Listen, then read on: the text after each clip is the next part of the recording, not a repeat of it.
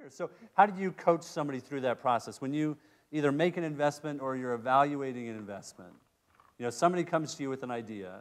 Like let's think about Twitter for a minute. Now people are, I read something this morning that was saying, Twitter is obviously replacing cable television and it's becoming cable television. It was like, for any of us who were around when Twitter got started, like, you couldn't have imagined. No, it wasn't. Like, everybody's getting their old tweets now, and you go look at your first 100 tweets, I guarantee you there was nothing all that interesting going on. Yeah, no. Right? Look, Twitter created a lot of options. Right. In fact, I bet for the first 3 years, they didn't have any idea which of these would evolve into real things. Right.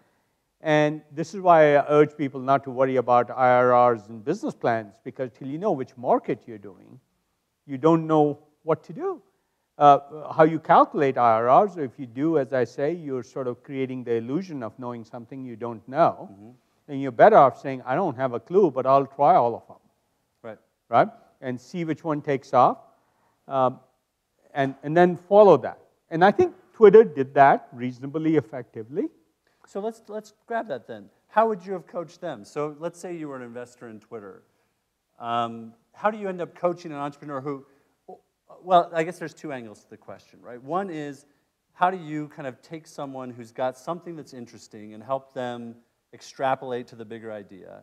And then 2, what do you look for when a Jack Dorsey and an Ev come through? Ev had just shut his company down. Jack was like, when I met Jack, he had 5 earrings and a nose ring, right? So, no bespoke jeans. What do you see in that group where you say, in all this pool of companies you're looking at, like that nascent idea is one you are willing to back? Some of these are very hard. Mm-hmm. I didn't meet Twitter early, so I can't tell you. It's okay. But using that just as a placeholder. My bet is if I'd met that team instead of the Fusion IO team, well, and I don't know the Fusion IO team, so I don't mean to insult them. They may be really very different than I imagine. I just look externally at what they've done and how they've evolved their strategy. That's fair. And I believe they become what they have because it's 30% great execution, 70% luck. And the fact that part of that luck is no competitor took it on very aggressively. Right.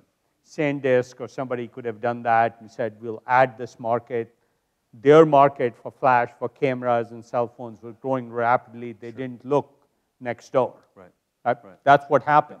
And nobody paid attention. And VCs weren't investing in computer systems. And definitely not in hardware. And so all of us fall into this traditional trap. Twitter, on the other hand, my bet is if I'd spent time with Jack, I would have said, I don't know what this company is going to be. It has a little bit of traction, but I like Jack and will invest in Jack. So, which is what we did when we... In those earliest stages of companies, you're backing the person. It's somebody you've made a connection with. It's something you're seeing in their background. Or is it just somebody you want to hang out with? Yeah. What is it? It's all of those. Okay. Right? And that's why we backed Jack and Square in the Series A. It was a couple of people trying to do a hardware dongle to add to an iPhone. It just seemed pretty crazy. Right. Right? That was only 2010. And right, we're talking about at that point he's talking about farmers markets. Yeah. Right? Absolutely. But he had a vision of the consumer experience, which is what I think I would have fallen in love with had he described Twitter to me. Because he had a very clear vision of how to create an experience that so delights people that keep coming back. And it brought another thought I'll come back to. I think I would have invested in Jack, and the second time around, even though Twitter wasn't that big 3 years ago, or 2.5 years ago when we invested in Square, we did invest in Square, and it didn't take very long. In fact, we spent really hard wooing Jack. And Jack wasn't as successful then as No, he is no, today. yeah, he was in exile. He was in exile. Right. He'd been kicked out of Twitter,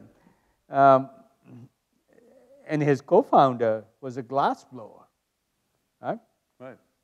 Out of Seattle, who had a credit card problem. He couldn't take credit cards, and he lost a lot of sales because he couldn't sell to people who wanted to pay with credit card. So that was how Square started.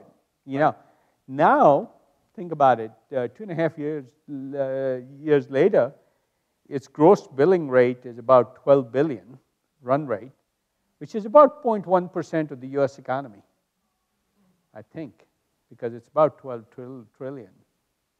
Really? Yeah. Okay.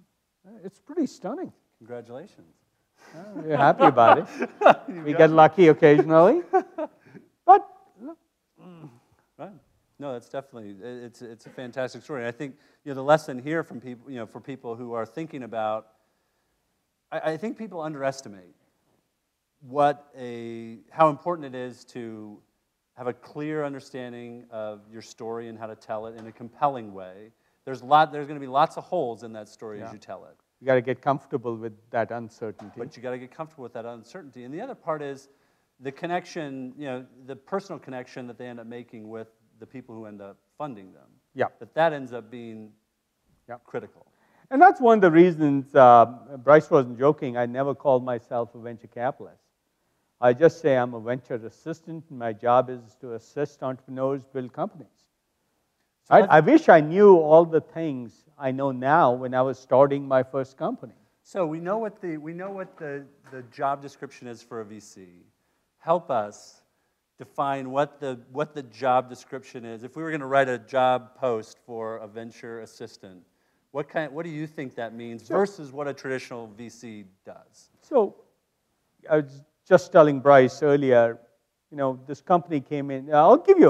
We had 3 or 4 companies. This was end of the year, Monday, so we had a lot of really interesting companies come in. Sort of all the due diligence that's been going on for a while comes to a head the week before Christmas. This company came in, presented a storage idea, pretty good team. And I said, and they presented a business plan. I said, I like you guys, but I only want to invest if your plan is 10 times larger in 2016. Of course, it's easy to say, yeah, we'll sign up for that. And I said, send me the 10 people you would hire to make that possible. So suddenly, they're thinking of all the things that would make them a big company, right? And they're thinking of all the risks that could prevent them from becoming a big company, right? And now they're thinking about all the people who can increase the chances they can get the features they need and reduce the risk that they can fail. And those are specific talents. If you haven't done distributed replication in storage, which is what kinds of things Fusion.io should have done, you're not going to know how to address that risk if you're learning for the first time. So he's now thinking he can come back to me, and I'll see how he's thinking, and based on the quality of the list he puts together, this makes sense or not. And then I ran into this woman who's a dermatologist at Stanford, unlikely entrepreneur. She's doing her internship in dermatology, and she decided that normal iPhone pictures are good enough to analyze 90% of dermatological conditions, and the top 80% of calls is, I forget what the calculation we did. I think she saw like 6,000 patients in a year, 6,000 conditions in a year of patients, and 80% of them were 1 of 5 conditions. And so she said, on an iPhone, I can dispense off 80% of the workload, and if I can make a lot of money on that and use 15 seconds instead of 30 minutes in a one-on-one, face-to-face meeting. It's a big deal. And she had this notion that she could hire all these people, like people doing the driverless car at Google, to do machine learning on these images and diagnose conditions. It was a complete no-brainer. I just loved her and how she thought, and I said, hey, for $750,000, it took 1 hour to say, okay, let's just do this. 1 hour? Yep. That was all it took. Is that unusual for you guys? Or what, no, it's not. Okay. No, it's not. What's the fastest one? That's a whole hour. That's 60 minutes. How efficient have you been in the past? I'd the say most efficient? This tells you a little bit. I like being challenged.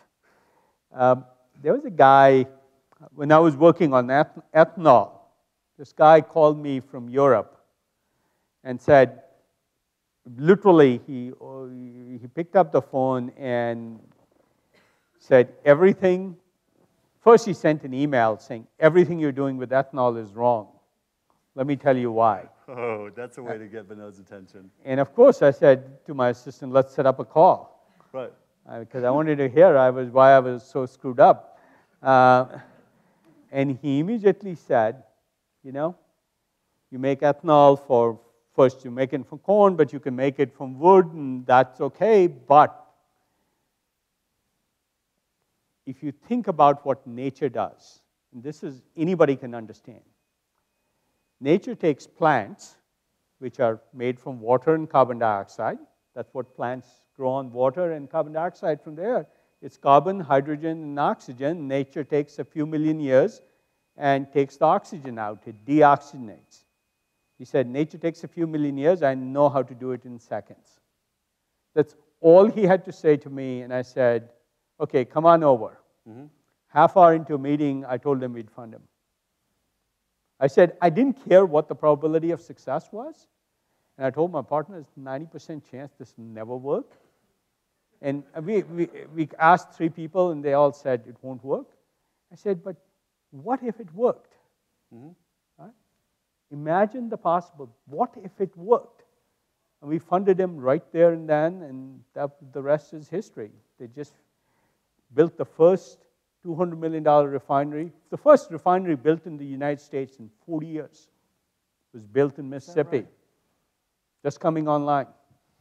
It's a public company, so I won't say much more. But it's a public company. But yeah, it's a public company. It wasn't public when you funded it. No, it was one person.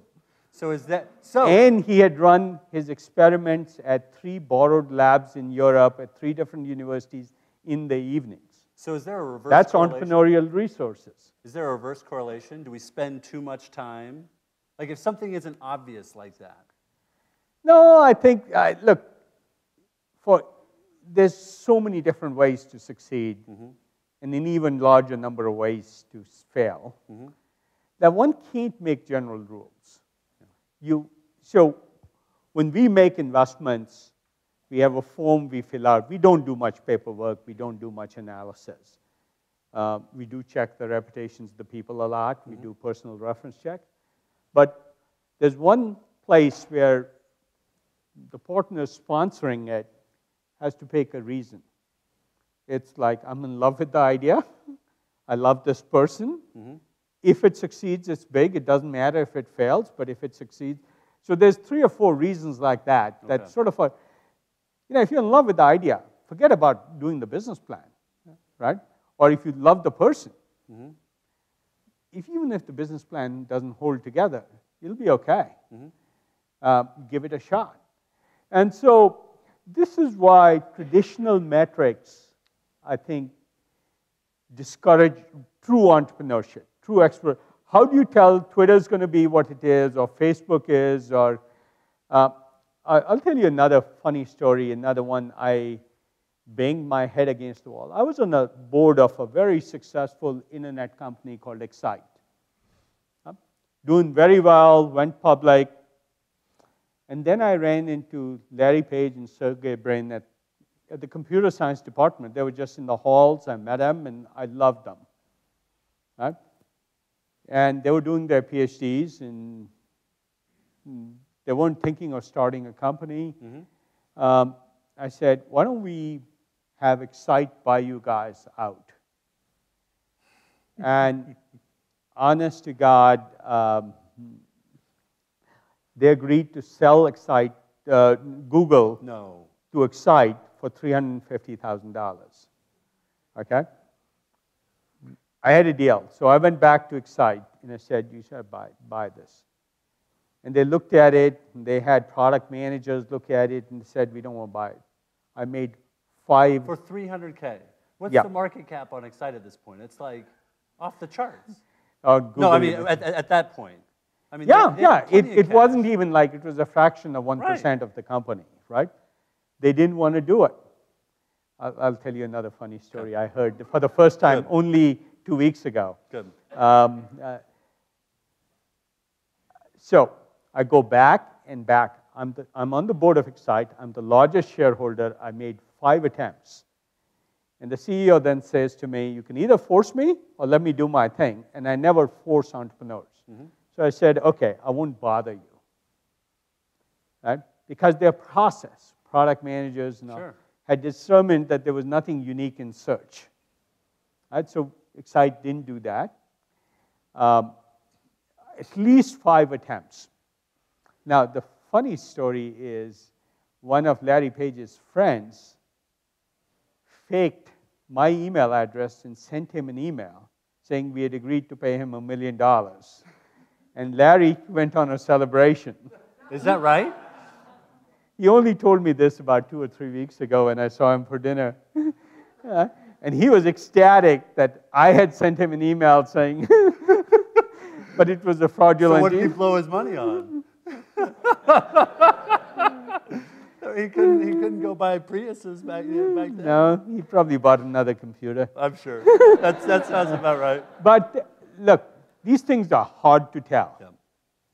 And frankly, if Excite had bought Google and fit it into their mold, they would have ruined it also. Right. So in retrospect, it worked out great because then later, about 6 months later at Kleiner, we got to invest in Google. Yeah.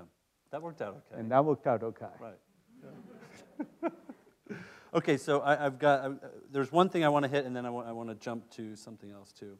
So in your mind, kind of the dream team you talk about is often PhD heavy. There was a couple questions that came in about what role design plays in your world these days. How you guys think about that? Yeah, so let me change that PhD heavy for a minute, Sure. and then I'll Yeah, talk about sure. design. I think what you need is inspiration heavy. Okay. So I wrote a blog on TechCrunch a little while ago on the roles of the founder and the CEO, and founder versus CEO, or founder plus COO, founder as CEO, or founder as a part of a CEO team. And it's worth reading. Because that was a great, that was recently, just in the yeah, last fairly 3 recently. months, right? Yeah. I spent an awful lot of time writing. It was long too. It was a long one. I probably write. It was a good one. I write about 100 pages a year, which I don't I know have you time do. for. I know. I've proofread some of them. Yes, Bryce has proofread some of them. I always send it out to at least 10 people to give me feedback and find the flaws in my arguments. And by the way, it's important to admit that you don't really know the answers. I think it's an important part to be a successful entrepreneur, to know that there's a lot of uncertainty and to be willing to admit it, instead of denying it, to spend all your time finding the answers. That's an important part. But what was I talking about? We were talking about design. Yeah. So when I meant PhDs, I mean inspiration heavy. I think without inspiration, you don't get people, a good company. Great management can execute on a good vision. But if you had to pick between good management and good vision, I'd pick good vision every single time, because if you manage a bad vision or an uninspiring vision, you're only going to get to that place. So you need people, and this is where diversity becomes important, people who learn from each other, who are different, who have different points of view, come from different backgrounds. You know, high school dropouts are great, or college dropouts are great because they're sort of usually thinking too radically. And that could come from a PhD or the other end, but it doesn't come from traditional people. And management, you have to be reasonable. And so good managers are typically not good inspiration people. Right? So that has to come from somewhere else. And it's like any good recipe, right? You have to mix the different ingredients at the right time, in the right proportion, to have this mix called a successful company. So put on your chef's hat then. Let's mix up the ingredients. Like, who would be your dream team? We talked about this a little bit in terms of who are the people you admire, and how would you slot them in if you were building a company from scratch? So it depends. Okay. Now, if I'm building a consumer internet company, I think without somebody who just lives the consumer experience, you're not going to have a successful company. So who's your prototype for that? Jack Dorsey. Okay. Jack Dorsey is a great example of that. Okay. Give us more to that, though. How does he live in, like, when you dine with him often. You're in board meetings together. I know you guys do a lot of strategy sessions together as well. How does that manifest from him? Well, it's not at that level. Okay. Okay? It's at the level of when you walk into Square, he makes sure that when you leave a meeting, everybody puts their chair back on the conference table. That's a rule at Square, because it has to feel clean and organized when you leave. You don't leave things half done. Right? It shows up in everything they do. Just an obsession with that. It's an obsession with having things done as well as they can be done. It shows up in the texture on the Square logo. Jack found a particular pair of jeans he really loves, and the texture in the logo is the fabric from those jeans. Now, most people would say, why are you wasting your time on that? You've got a big payments company. Worry about how you're competing with PayPal and Visa and MasterCard. But obsessing with those details results in a delightful experience for the consumer.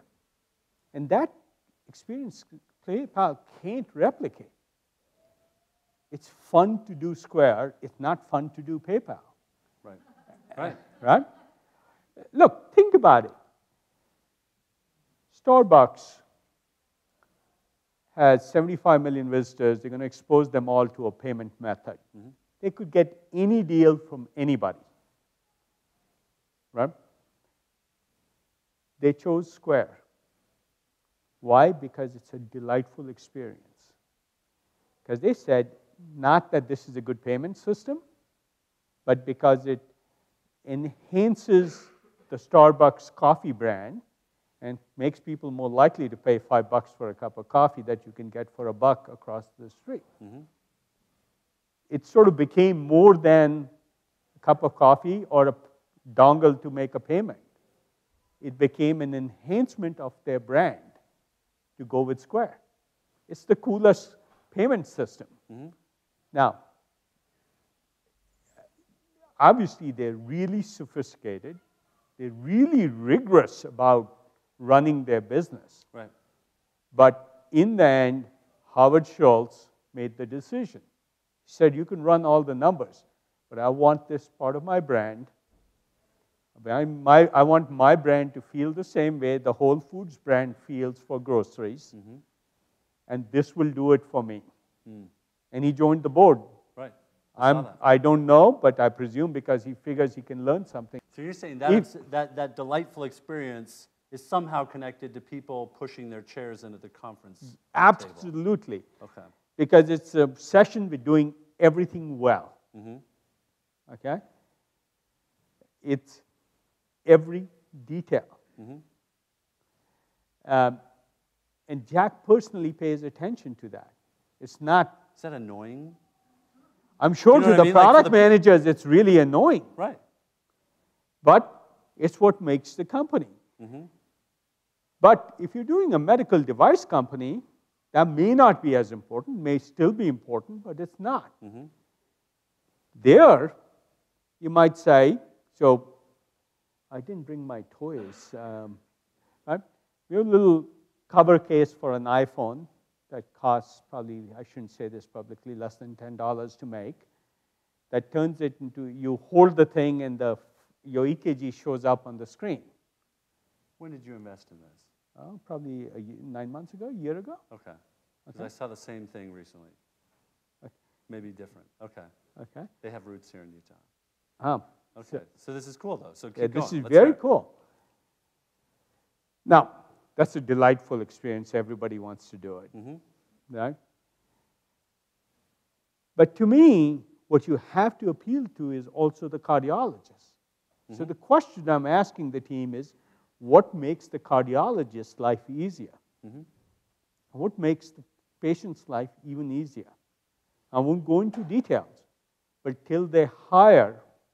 So let me give one example. I said, till you hire the 5 best people in machine learning, but only 2 from medicine and 3 from advertising and other areas to get the diversity, and say this EKG can be a lot more. It can be something valuable to both the patient and the cardiologist. You're going to build an EKG company. If you sell, there's probably 100,000 EKGs sold. You can sell 1 million, 10 million. You can sell them at $100 a piece. They're still not that interesting as opposed to changing cardiology. So that's an example of how you engineer a team and how you think differently about every single plan. You still got to start with the same piece of hardware. It's no different. You still got to do it on a shoestring budget. It's only 1 or 2 chips inside. There's no custom chips. They actually have 1 semi-custom chip. But you turn this into something much more. And that's what you try and create.